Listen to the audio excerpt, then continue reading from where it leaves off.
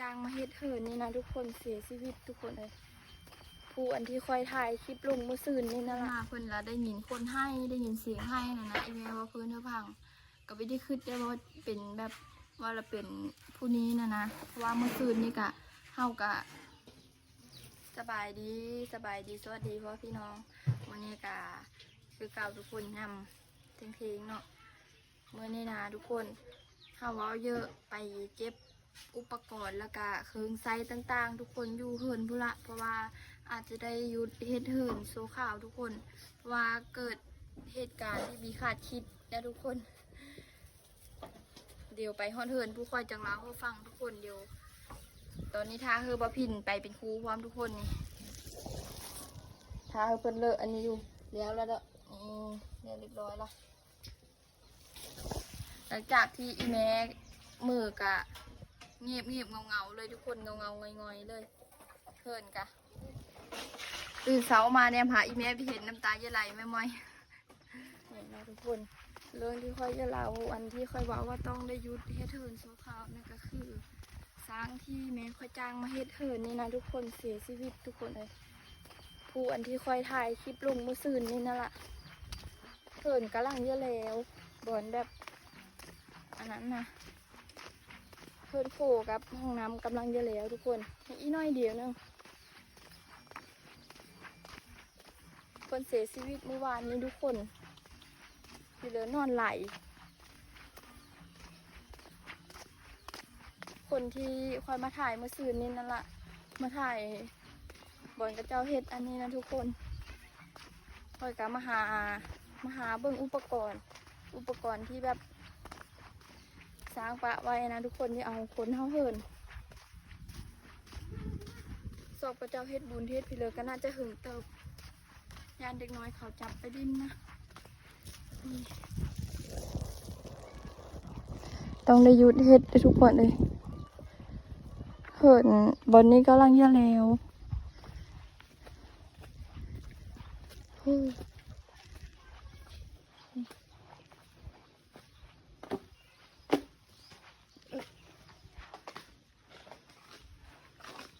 เซิร์ฟเพื่อนนะ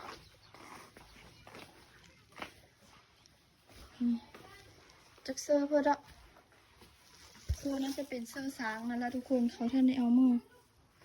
ในบอลนี่หากำลังเยอะแล้วทุกคนท่านได้กรองห้องน้ำซ้ำ นี่ห้องน้ำกับประมาณนี้ละอุ้ยทำไมมือใคร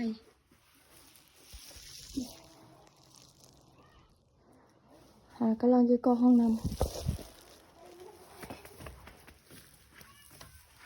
กับบิคิดว่ามาแล้วเกิดขึ้นทุกคนเลยคือว่านั่นแหละความตายแขนคอสุวัตยางบอลนี่ก็จะเอาตะนางมาเสิร์ฟทุกคนอันนี้ก็เป็นอันนะเคยแล้วเราบอกเราก็ยังน้อยเดียวนึงยังดีแล้วนะ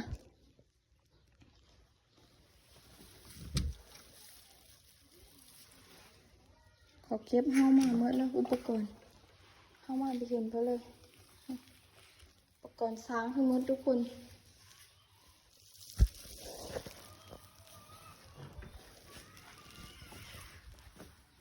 มันก็น่าจะมีแก้วก็เพื่อทำดอกไม้นอนทุกคน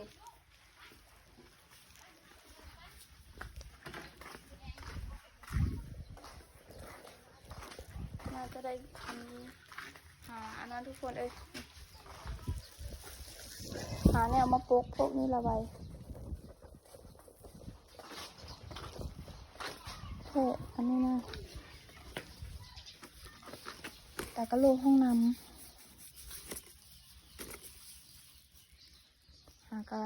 กำลังเยอะแล้วทุกคนกำลังเริ่มขันสมมุติว่าขันบิเกิดเริ่มไม่ขึ้นกันน่าจะแล้วภายในมือนี้แล้วทุกคนก็จะกรองห้องน้ำแล้วก็เพิ่นคู่พอดีเมื่อที่อีแม่กลับกรุงเทพทุกคนเมื่อวานนี่ตื่นมาเพิ่นแล้วได้ยินคนให้ได้ยินเสียงให้นะอีแม่ว่าเพิ่นเธอพังก็ไม่ได้คิดได้ว่าเป็นแบบว่าเราเป็นผู้นี้นะเพราะว่าเมื่อคืนนี่กะเฮากะยังได้มามาลมเดี๋ยวอยู่ทุกคนเอาหันเอานี่มาเพื่อเพิ่น ก็แล่มเอาเรือเอาน้ำมาอยู่ทุกคนเลยแต่ก็ไม่ได้คิดไม่ได้ฝันว่าเราเป็นผู้นี้นะเพิ่นเขาก็ได้ยุดสร้างโซ่ข่าวทุกคน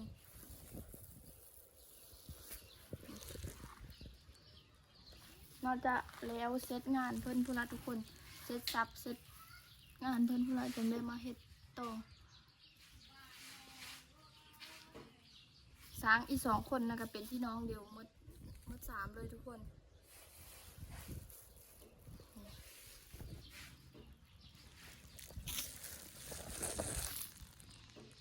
มะพร้าวคู่มือคนเขากับ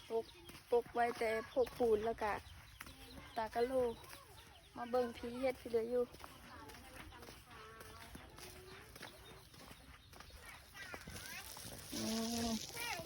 มาเดเซอร์พีมาเดน่า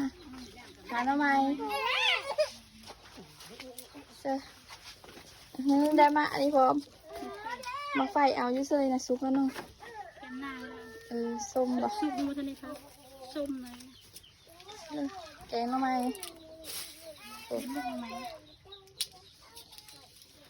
ไปกับพ่อไปกับน้องสาวบ่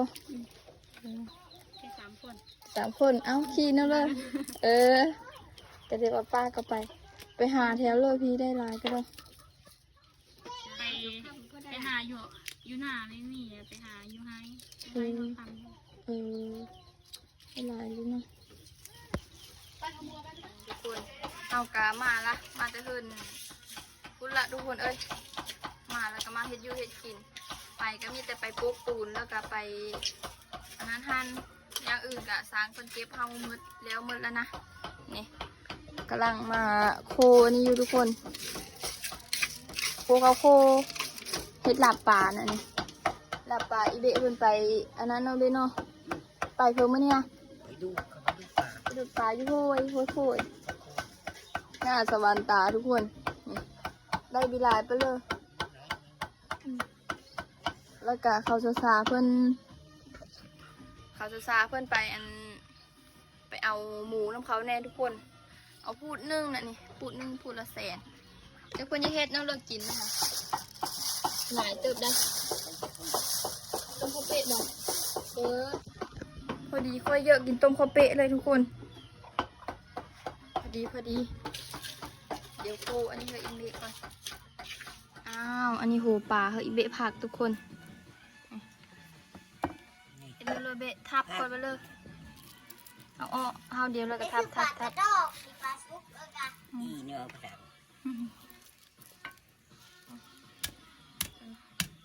ทับเนื้อหัวมันก็มันที่ได้บอกเยอะกินอันนั้นกุ้งทุกคนดีพร้าวกินเพิ่นเว้ายันอิ่มก่อนยันกินลาบปลาพี่แซ่บมันก็มันอันกินลาบปลาพี่แซ่บมันเนาะแม่เนาะทุกคนมาตำอันนี้นะ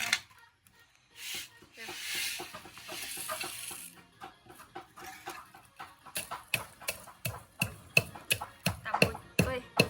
ำข้าวไม้แล้วก็จีมะเขือพร้อมทุกคนจีเอาไว้อันเซอร์คาเฟ่แน่แล้วก็อีเบะเซอร์นั่นเลย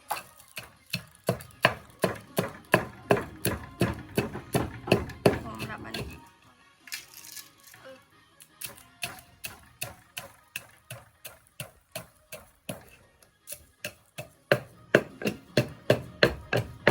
แอมได้เป็นมือกองเพิ่นมาที่นี่เพิ่นถามว่าอันแม่มูไม่ได้ไปป่าบอกเมื่อเช้านี้ว่าอย่าไปป่าทุกคนไม่ได้ไปซ้ำมื้อใหม่ก็จะไปว่ะแอมมาดีสบายดีแอมแค่ไปบ่แย่ดิก็มาแต่ดินก็มาแต่ดินวะเนี่ยแกะควันมาคิดมื้อนี้ต้มข้าวเป๊ะให้กินเฮ็ดกินซอยเด้อเอาสุไปลินได้คำล่ะปิดดีๆไหมปิดดีๆสแอมข้นขาวได้ทุกคนนะคะบิได้อบบิได้ผิวยังขาวละยังบิได้ดำมาเลยนะขนาดบิได้เสื้อบิเลยแต่ละมือแอมคนงามเนาะแอมเนาะ งามกว่าน้องเลยแอม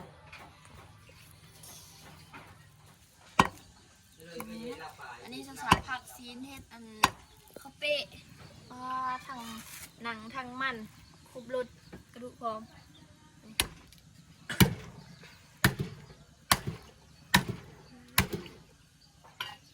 อีเมมาไม่ค่อยได้กินฝีมือสาวๆไปเลยมื้อนี้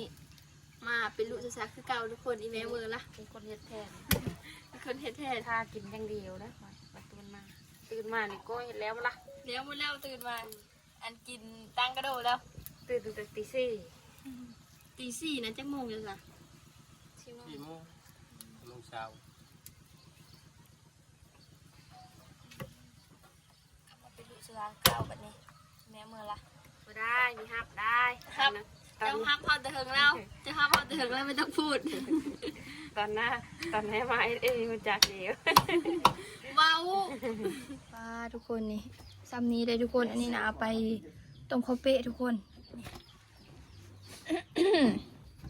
อึบโซนอันนี้นะเฮาเฮ็ดลาบทุกคนเอ้ยเฮ็ดลาบไว้กินตอนดึกๆเพื่อเยอะก็ขึ้นมากินนี่กินได้แล้ว เองพุ่งมันนี่นะ ซาเล้งพี่กุ้มแล้ว กินรอบเดียวก็ พักก่อนทุกคน เดี๋ยวหลายเท่านั้นบ่มีแต่พูดเท่าเลยนะ คนละแสน ก็เอาอยู่คนละแสนหลายบ่ กุ้มแล้วทุกคนไอ้ที่คืนเท่านะนะกลับไปกินอยูผู้อิ่มแล้วจังมา คุ้มคัก อย่าแต่มันอิ่มเลยเฮ็ดแล้ว ไปมาเดิน นั่งกินจำยับสิ บอพันกับพัดกูย่างเข้าไปซื้อกับกะทิทวดเสื้อวอมมา3-4 คนมาเอาหมูซื้อ เลยอันนี้ลาบบ่ พักหมูอันนี้เบกกินไม่ได้วันนี้นะทั้งลาบปลาลาบหมูทุกคน โอ้ย ได้จะกินลาบปลาปลาได้จะกินลาบหมูอีเบกนะจะกินลาบปลาอีเบกนะลาบเดือปลา ค่อยกินเพิ่นก็ได้แล้ว ค่อยนะมักเส้น นี่เพิ่มไปเลยนี่เขาไปได้ เข้าไปบ่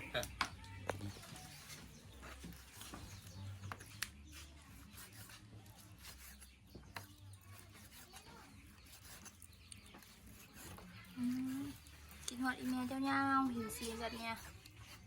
ต้องไปมีแซ่บมาแล้วนะมีแซ่บให้ น่ะ ตอนอยู่วิตีเด้อ ตอนอยู่มิติเอนาได้ เพราะว่ากินเขาเพิ่มตัวไปเพิ่มเป็นอะไรคือว่ามันไปเรียกว่า ต้มตะเลิก ตอนอยู่ ต้ มิ มมา ติ นั่งลงนั่งลง ตอนไปปฏิ ถ้าไปกินบ่มาตีจะได้ ตอนเลิกนะ ต้มมาเรียกว่า เนื้อตัว แล้วต้มกาแฟ เผลอ แม่นอีแม่เฮ็ดบอก เผลอมันเยอะค่อยปกติเลยแบบบ่ซีนมันจะเป็นแล้วนะ หม้อ เผลอไปจังมันเยอะรสชาติมันจะแปลก เครื่องกินดีหมด แซ่บอยู่ได้ค่อยแซ่บนี่ทุกคนจะสามาปรุงก่อนปรุงแบบแซ่บๆสุดฝีมือเลยเด้อจ้ะ ทุกคนอ่ะมีแน่นอนอย่างลงตัวเองได้เฮ็ดเล็กก็แซ่บ แซ่บอันนี้ล่ะ เอา ไปเสิร์ฟไปเฮ็ดอยูเสิร์ฟบุกกะยองเลยแบบเฮ็ดกินถือปะหลายคนนะ แบบมันเป็นเรื่องอ่ะเขาเคยเฮ็ดแล้วเขาคำนวณถือว่ะ เฮาบ่เฮากินทุกรสชาติแล้วเฮาก็เลยแบบ เฮามากว่าเฮามากรสชาติเลยเขาก็เฮ็ดรสชาตินั้นค่ะนะ แต่แบบบังเอิญทุกคนก็มักแบบเฮาเด้ คันพูดเรามีมากไว้เฮาเขาก็ว่าบิแซ่บเลย ก็เลยมีมักแบบเฮากับพิเศษ รสดีลงไปน้องแบบ เฮาผัด เฮา มัน บัด มีขนมก้อนนะใช่ขนมก้อนต้มอันนี้ นี่ที่แล้วเนาะ แต่บ้านเฮาอันนี้มีแฮวกะต้องใช้เป็นประโยชน์หลายอย่าง นี่ประมาณนี้โอเคเนาะมีแต่ถ้ามันพุดแล้วก็ซิมเบิ่งมันได้รสชาติแล้วก็จึงเอาเส้นลงไม่ได้ยากเลย ข้าวกระต้มเป็นอยู่ได้ข้าวเปต้มเป็น แต่ความแซ่บ แต่แซ่บนี่นะดีกว่าเลยได้ค่ะว่าเรื่องแซ่บแต่เรื่องต้มเป็นน่ะเป็นอยู่ ไม่เฮามากรสชาติเลยเฮาก็เฮ็ดรสชาติมันแบบนี้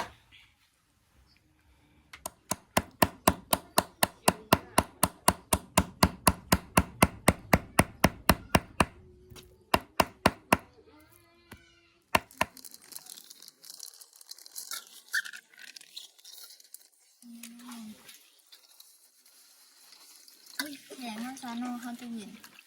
เอาทงฟีดเลยของหาของหาแล้วก็เพราะว่าเขาเป็ดเนี่ย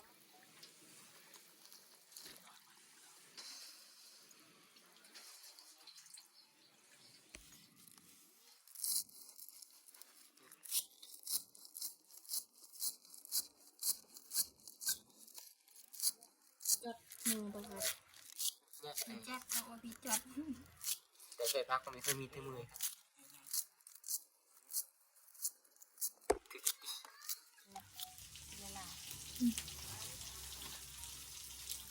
เจอน้ำปลาหวานได้เนาะ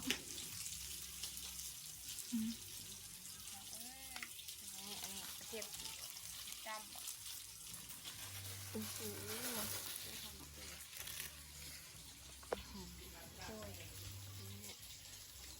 สมบูรณ์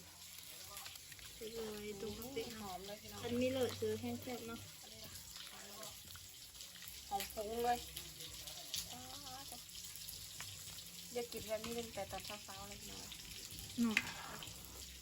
ตื่นมา ทำ พ ได้ อเดียว กินเมนูนี้แต่เช้านะป้าตอนนี้แห้ง พอเดียวอันต้มเมย์กิน หอม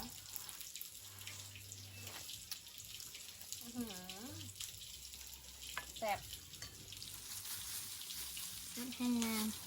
ป้าทุกคนใหญ่แท้เธอสา เดี๋ยวก็เบิกคอย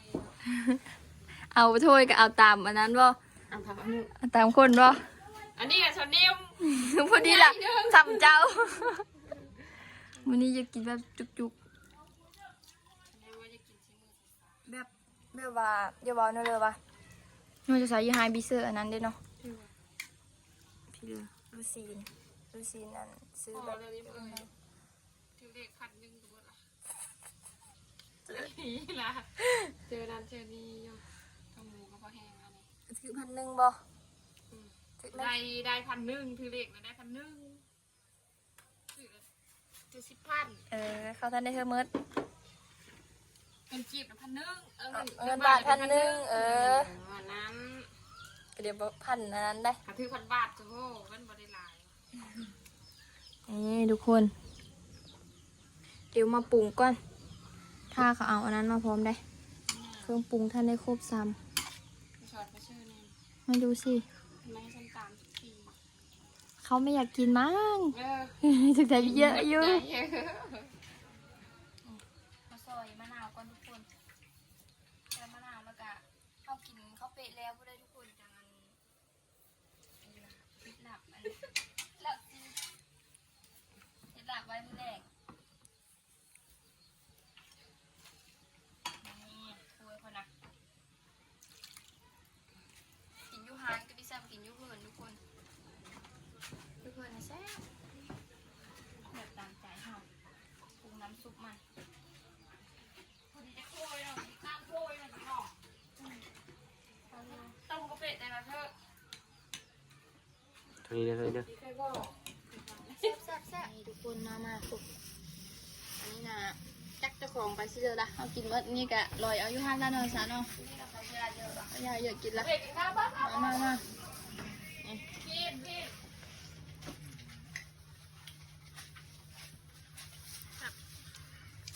มัน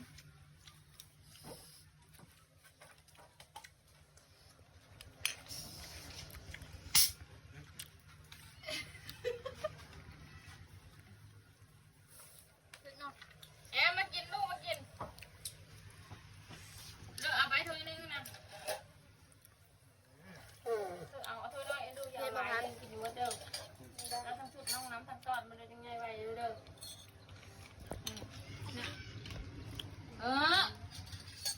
ไม่ต้องใส่ นี่เผ็ดเพอเบะลับสดบ่แล้วป้าอีเบะมันเยอะอันนี้เลยทุกคน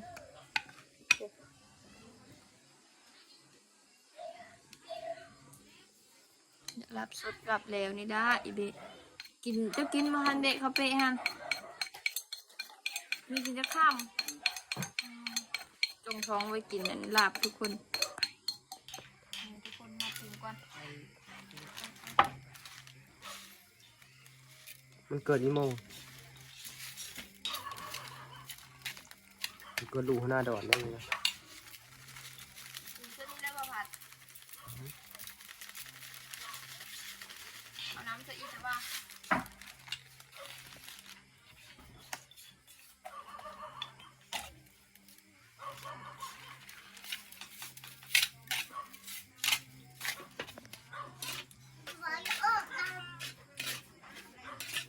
เขาจะเลี้ยงโคแล้วจะเอาไปลาบกันเขาปลูกไว้ก่อนนะโค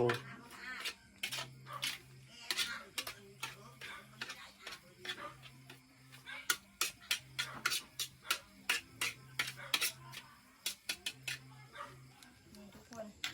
เดี๋ยวเรียบร้อยละมาปรุงก่อน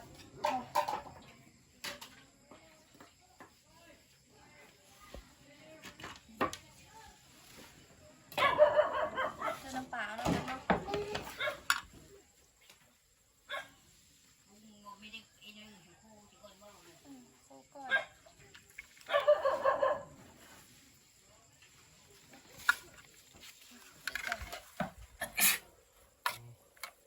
ดูที่เฮานี่แต่ว่าเอาตอนนี้พูดแล้วจะเยอะนี่ค่ะซ้ำโค้งเราจะเองกินตอนนี้ เยอะแล้วครับว่าเบิก เนาะเยอะแล้วนี่ค่ะชิมดูก่อนนอมีแล้วนอไม่นอ ชิมดู